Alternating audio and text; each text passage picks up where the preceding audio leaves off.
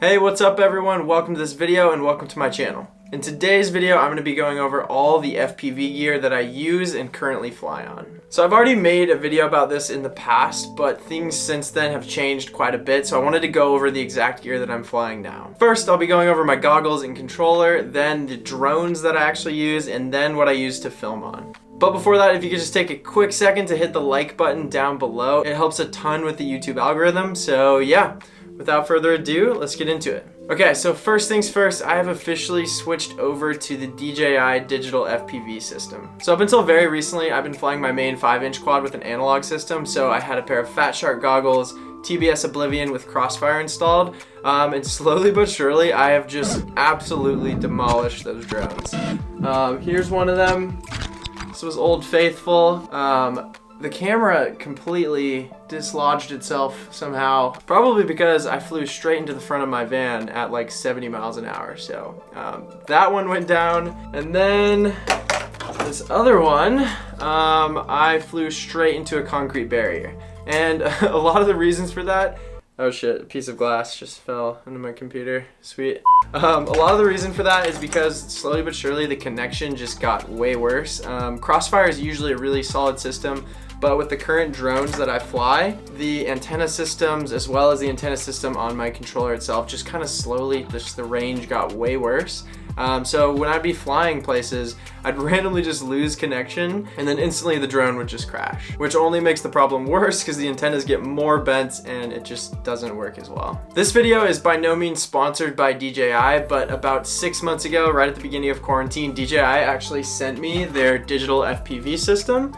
So the goggles, the controller, and then an air unit to put in a drone.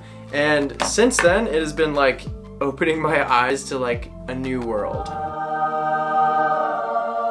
Analog is very grainy and sort of looks like an old-fashioned TV, whereas digital is like full HD. You can see all the detail in your goggles, and you end up with better videos just because you can see more details, you can get closer to things, and yeah, it's just really hard to go back to analog after flying digital. But to be honest, I wasn't super convinced in the very beginning. When I first got these goggles, I had a lot of connection issues, even like just around the house where it should be a perfect connection. The connection would just totally stop and freeze, again resulting in my drone to crash. So at first I wasn't super convinced, and that's why I kept flying with the Oblivion. Slowly but surely over the course of the last 6 months, DJI has really stepped up their firmware updates, and the range that I'm getting out of this thing is actually really good. A lot of cases I was getting better range with this than I was with the Oblivion. Again, a lot of that was because the wear and tear on the drones itself, but regardless, I had a DJI system, so I just slowly migrated towards it. For a while I've flown both. I had the 5-inch on the analog, and then the digital FPV system I flew a Cinematic, which is just a smaller drone. But then things really went downhill with these drones, and for me it just doesn't make sense to buy more drones when I really think the future is with the DJI system. For someone first starting out, I'd still recommend going with analog just because it's a lot cheaper. So with that said, now that I've covered all the goggles and controller stuff, let's get into the actual drones themselves. Just kidding. I actually love these drones. I kind of felt bad doing that, but yeah, they're totally broken anyways. So currently I have 2 drones. The Cinematic is this one. That's the one that I was talking about, that I was flying on the DJI system for a while. And what's awesome about this drone is because it's much smaller than the bigger 5-inch drones, and it has these prop guards. So it's really good for getting close quarters stuff like flying through a house, flying close to people. This drone is much more chill and easily maneuverable. It's also really fun to shoot little gaps, just because even if you crash and hit stuff, like it's not gonna screw up whatever you're flying next to. So the Cinematic is a GEP RC Cine Go. I'll leave links for everything down in the description, including the goggles and all the cameras and everything. But yeah, I absolutely love this drone. Like I said, it's just really good at getting close shots. And then this one is my new 5-inch. I actually just got this a few days ago, and this thing is an absolute beast. It's a Nazgul 5 from iFlight, and I absolutely love it so far. I think it goes 0 to 60 in like less than a second. This thing is basically a rocket ship, and like I said, I haven't tried it out too much, but I'm super pumped to get this out in the world. Both of them are pre-built systems, so when I bought both of these, they come included with a DJI Air unit, so it was really easy to just get the drone and link it up right away. I respect the hell out of people who build their drones from scratch. But personally, I just don't have the time to build drones or the patience. I'm really more into just like the flying, the cinematics, the filming, and spending a little bit extra money and just getting a pre-built system is worth it for me. But that being said, if you want to build your own drones, you can build them with a DJI system pretty simply. Both of these are actually running Caddx Vista air unit systems. You can basically either get the DJI brand air unit or this one. This one's a little bit smaller and it's not made by DJI, so it's a little bit cheaper. And from what I've read, it's like pretty similar range. Alright, so that's pretty much it for drones.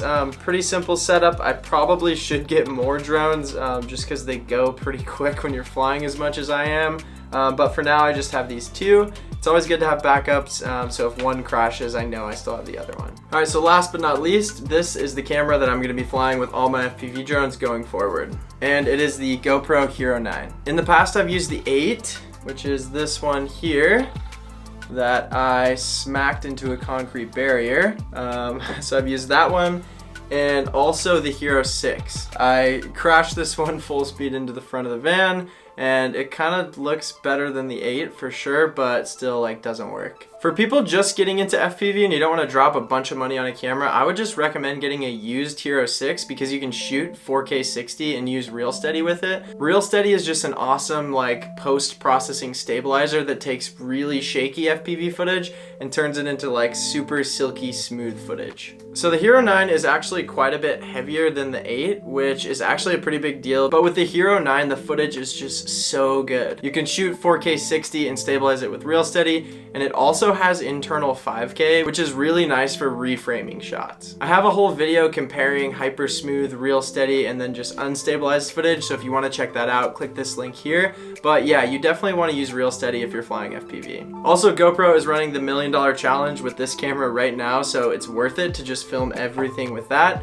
submit all the clips, and potentially get featured in their $1 million challenge video. And for the GoPro, I've also got these Polar Pro ND filters, which are really nice. I didn't start using them with my FPV stuff until like, I don't know, 8 months ago, but it makes your footage a lot better. It gives you a really nice motion blur all around the edges. So if you're gonna be filming FPV a lot, I definitely recommend some of these. It takes like GoPro looking footage and turns it into really cinematic, professional looking stuff. Alright guys, so that is all my FPV gear. Links for everything can be found down in the description below. And if you have any questions, feel free to drop them down in the comments and I'll do my best to get back to you. Again, if you could take a second to drop this video a like, it helps me out tremendously with the algorithm. But yeah, that's it for the video. I will see you guys on the next one.